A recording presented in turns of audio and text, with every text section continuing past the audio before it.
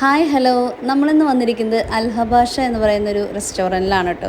ഇതൊരു എത്യോപ്യൻ റെസ്റ്റോറൻ്റാണ്. അപ്പോൾ നിങ്ങൾ വിചാരിക്കുന്നത് നമ്മൾ ഈ മലയാളികൾക്ക് എന്താ അവിടെ കാര്യമെന്ന്.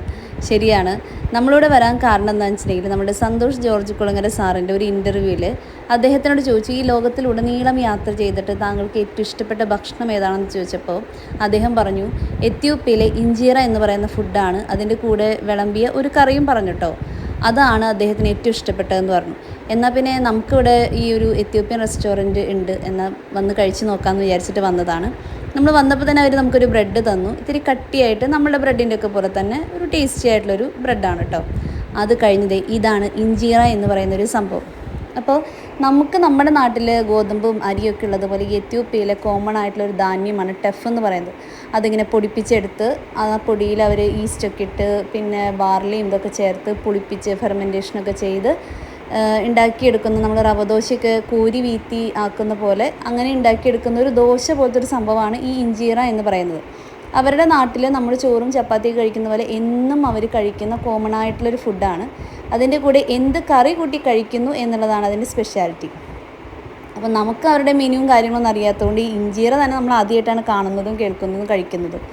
അപ്പോൾ നമ്മൾ ഇഞ്ചീറ ഓർഡർ ചെയ്തപ്പോൾ അതിൻ്റെ കൂടെ ഒരു മെനു ഉണ്ട്. അവരുടെ എല്ലാ പ്രധാനപ്പെട്ട ഡിഷുകളും കൂടിയിട്ടുള്ള ഒരു ഇഞ്ചീറ ഉണ്ടായിരുന്നു.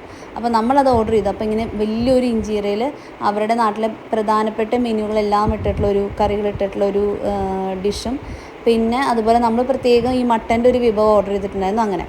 അപ്പോൾ അങ്ങനെ നമ്മളത് കഴിക്കാൻ കേട്ടോ. ഇതിൻ്റെ ഒരു ടേസ്റ്റ് എന്ന് പറഞ്ഞാൽ നമ്മളുടെ ദോശ, അതായത് ഇങ്ങനെ മുരിയാത്ത തളർന്നിരിക്കുന്ന 2 ദിവസമൊക്കെ പുളിപ്പിച്ച് കഴിഞ്ഞാലുള്ള ആ ഒരു പുളി ഉണ്ടാവുന്ന ഒരു ദോശയാണത്. അപ്പോൾ നമ്മളതങ്ങനെ കഴിച്ചു. അങ്ങനെ അതായത് വളരെ മസാലയൊന്നും ഇല്ലാതെ എരിവൊന്നും ഇല്ലാതെ വളരെ സോഫ്റ്റ് ആയിട്ടുള്ളൊരു ഫുഡെന്ന് പറയാം. ചിലപ്പോൾ ഹെൽത്ത് വൈസ് ആയിരിക്കാം അദ്ദേഹം അത് കൂടുതൽ ഇഷ്ടപ്പെട്ടത്. ഇപ്പോൾ രുചിയുടെ കാര്യത്തിലായാലും അഭിപ്രായങ്ങളുടെ കാര്യത്തിലായാലും പലരും പലതുപോലെയാണ് അല്ലേ. ഇപ്പോൾ ഞങ്ങൾക്ക് എന്ന് പറയുമ്പോൾ നമുക്ക് ഇത്തിരി രുചിയും എരിവും പുളിപ്പും മധുരവും അല്ലെങ്കിൽ അങ്ങനെയുള്ള ഒരു രസമുകുളങ്ങളെ മുകുളിപ്പിക്കുന്ന പോലത്തെ രസക്കൂട്ടുകൾ തന്നെയാണ് ഞങ്ങൾക്ക് ഫുഡിൻ്റെ കാര്യത്തിൽ ഇഷ്ടം. അപ്പോൾ അതുകൊണ്ടായിരിക്കാം വീണ്ടും വീണ്ടും വന്ന് കഴിക്കണം എന്നുള്ളൊരു ആഗ്രഹം നമുക്ക് തോന്നിച്ചില്ല.